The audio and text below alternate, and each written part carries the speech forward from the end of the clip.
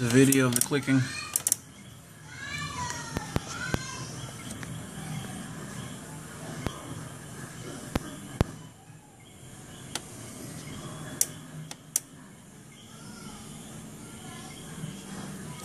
Hopefully you can hear it.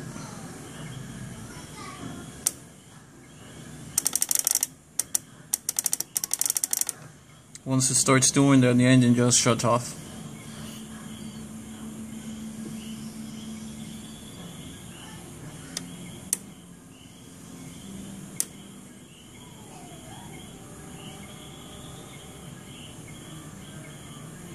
I don't know if it's related to what I wrote, but it's what I got going on right now. Still trying to check that ignition switch.